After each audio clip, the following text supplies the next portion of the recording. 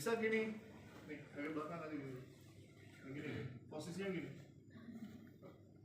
Bilang 7, 7. 7, 7. Saya dulu yang ngomong. 7, 7. 7, 7. Nah, kan pada saat gini, lalu pasien bilang 7, 7, itu terasa getaran di sini. Dan getaran itu antara yang kanan sama kiri harus sama. Contoh, bisa yang kanan kok getarannya lebih keras ya dibandingkan dengan yang kiri. Jadi getarannya itu pada saat bilang 7, 7, apa yang harus kamu kaji? Apa aja? Satu, apakah ada massa atau tidak? Yang kedua, bagaimana vokal primitusnya? Kemudian apakah ada keluhan nyeri atau tidak? Lalu apa lagi? Temperatur. Ini apa sih tadi tuh? Kemudian temperatur, kemudian pengembangan paru. Nah, untuk pengembangan paru caranya gimana, Pak? Caranya adalah boleh tiduran lagi? Kamu kelihatan nggak kalau saya gini? Atau mau berdiri? Video. Jadi pada saat bagaimana pengembangan dada, pasien jangan suruh coba Pak tarik nafas, nggak usah. Ya, spontanitas saja. Ya.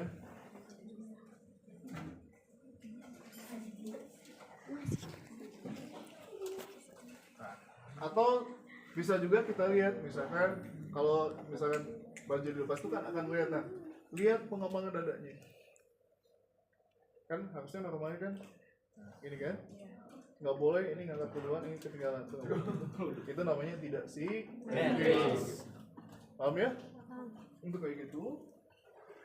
Kemudian berikutnya yang palpasi. Nah, palpasi tadi sudah. Kemudian berikutnya adalah perkusi seluruh lapungan paru. Pegang masing-masing ini. Masing-masing pegang. Ini namanya tulang apa? Clavicula. Nih, di sini nih. Ini kan tulang clavicula kan? Sok ke bawah. Kan ada rongga antara tulang dan tulang kan? Ini tulang pertama, ini tulang kedua. Di tengah-tengahnya itu kan ada rongga. Nah, nanti pada saat kita perkusi itu di rongganya, di ketuknya itu. Contoh, ini kan ini C1 di sini. Lalu di sini ini sama C1, cuman ini yang di kanan, ini di kiri. Lalu di bawahnya ini C2.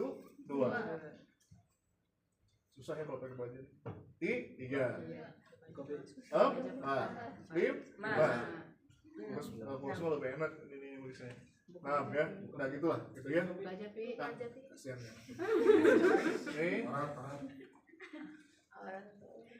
Ini ya, 1. Ya, nanti kalau perkusi gitu ya. Dengarkan bunyinya. Benar.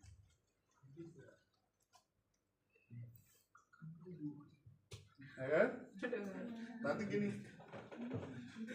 Susah ya gitu. Buka aja, buka aja, Pi.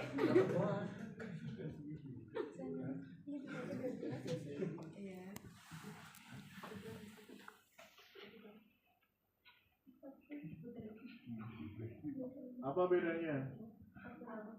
Lebih nyaring di atas atau lebih nyaring di atas? Nah, itu diperhatikan. Secara anatomi, ya, apalagi di belah kiri, ya, semakin ke bawah, apalagi mulai dari ICS kedua sampai ICS kelima itu semakin redup atau ya redupnya redup pekat.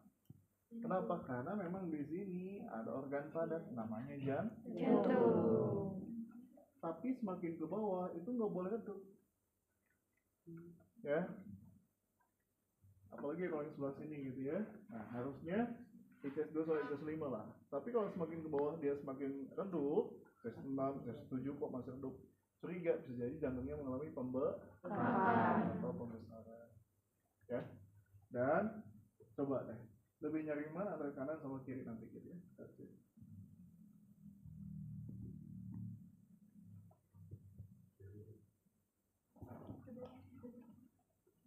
Ada ini lagi.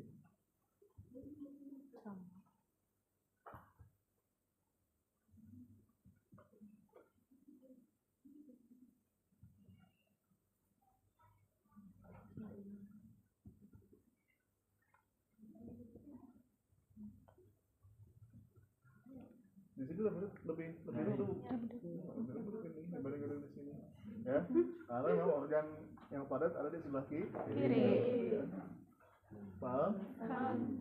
Nah, pada saat diperkusi itu semua rongga sampai ke bawah. Kan ICS itu kan ICS 1, 2, 3, 4, 5 semuanya gitu ini. Nanti ini zigzag gitu ya, gini. Ini misal kanan. Coba ke kiri. Pindah ke bawah. Ini lagi. Ini. Paham? Jadi kan zigzag gitu. Paham? Semua sampai ke bawah. Ya. Jadi pahami? Ya. Dan pada saat perkusi itu tadi diketuk ini, pertama di paraf bagian kiri ICS 2 sampai ICS 5 bagian kiri itu bunyinya semakin redup, ya, atau pekat. Karena memang di dalamnya ada organ padat yaitu ada jantung. Ya. Kemudian, ya, misalkan pada saat diperkusi, ya. Bunyi toraknya itu apalagi? Misal bunyi toraknya ya. Itu terutama yang di bagian kanan di sini itu bunyinya lebih nyaring. Ya, atau istilahnya timpani. Ada lagi hipertimpani. Berarti kalau hipertimpani ya lebih nyaring. Nah, kalau ada hipertimpani ya bisa jadi itu mungkin ada akumulasi darah atau gas seperti itu. Ya, kalau bunyinya kok dullness atau pekat, kemungkinan di dalamnya itu ada organ padat, ya, salah satunya di sini ada jantung. Bisa dipahami ya, itu namanya perkusi.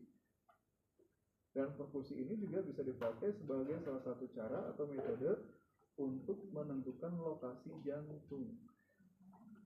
Kayak tadi kan, oh di sini tuh lebih redup ya, pertama di ICS 2 sama ICS 5 yang bagian kiri. Kok semakin ke bawah dia semakin redup, nah itu curiga. Bisa jadi jantungnya mengalami pembesaran atau pemengkakan atau istilahnya atau istilahnya kardiomegali ya. Kardio itu jantung, mega itu besar. Paham ya? Kemudian penting ada stetoskop. Flotasi di sini apalagi bunyi jantung. Nah kalau di sini kan hanya suara napas aja. Tambahin ya, tidak hanya suara napas tapi juga suara jantung. Nah untuk bunyi napas jangan lupa kita cek dulu, ini dicek. Nah, di sini kita cek bunyi napas normal. Bunyi napas normal itu ada 3. Ada yang namanya bronchial, ada bronchopesikuler, satu lagi adalah vesikuler. Itu bunyi napas normal. Contoh bronchial. Bronchial itu di sini. Tarik napas dalam, Pak. Tarik napas dalam. Kurang dalam sih. Ini bronchial, ya. Kemudian berikutnya adalah bronchopesikuler, ya. Bronchopesikuler ini. Tarik napas dalam, Pak. Keluarkan. Satu lagi, Pak. Tarik napas dalam. Keluarkan. Sekarang vesikuler. Tarik nafas dalam. Keluarkan. Nah, ini sama lagi. Tarik nafas dalam. Keluarkan. Nah, bronchial, bronchopesikuler di sini. Kemudian vesikuler. Normalnya bronchial bunyi ekspirasi lebih panjang daripada inspirasi. Jadi saat ekspirasi itu lebih panjang daripada inspirasi. Itu untuk bronchial. Kalau untuk bronchopesikuler, jadi bunyi inspirasi sama dengan bunyi ekspirasi. Itu untuk bronchopesikuler. Sedangkan vesikuler itu sebaliknya. Inspirasi lebih panjang daripada ekspirasi. Kalau di sini ekspirasinya lebih panjang, kalau di sini sama panjangnya, kalau di sini inspirasi yang lebih panjang daripada ekspirasi. Paham? Bronchial, vesikuler, kemudian bronchial, bronchopesikuler, kemudian vesikuler. Itu bunyi napas normal. Misal, penguji nanya, coba kamu auskultasi bunyi napasnya. Bunyi napasnya normal Pak, apa bunyi napasnya? Vesikuler. Apa bunyi napasnya? Bronchial. Apa bunyi napasnya? Misalkan tadi bronchopesikuler. Kalau bronchial berarti di sini. Kemudian kalau bronchoskuler sebelah sini, kalau vesikuler sebelah sini. Jadi kalau kita mengauskultasi bunyi napas jangan hanya nempel doang ini. Semua lapak baru diperiksa. Oke. Kadang kalau ada indikasi penyakit ya pernapasan, biasanya dokter itu bagian belakang punggung juga diauskultasi. Didengerin bunyi paru-parunya gitu. Sampai ke sini semua. Kemudian untuk bunyi napas kan ada bunyi napas tidak normal. Contohnya adalah mengi atau wheezing. Pasang asma kan, gitu kan ya. Nah biasanya itu ada spasme jalan napas karena ada penyempitan. Biasanya akibat ada peradangan atau inflamasi di saluran napasnya. Ya, jadi kalau kamu mendengar ada bunyi, kayak gitu, itu namanya wheezing. Ada lagi bunyi napas ronki. Kalau bunyi napas ronki itu biasanya karena ada penumpukan sekret atau penumpukan paham? Ceritanya kan pastinya batu kan gitu ya. Nah itu namanya ronki. Bunyi napas di normal itu banyak, ada roni, ada wheezing, ada rales, ada kekos ya. Ya, ada bunyi napas seperti kayak gesekan kertas gitu. Ya. Jadi banyaklah bunyi napasnya di normal. Coba kamu nanti searching ya di YouTube juga banyak lah. Biar kamu wheezing kayak gini, rales kayak gini, krepitasi kayak gini, ya. Ini bunyi napasnya adalah ronki seperti ini, gitu ya. Coba kamu searching di YouTube juga banyak. Oke, sudah.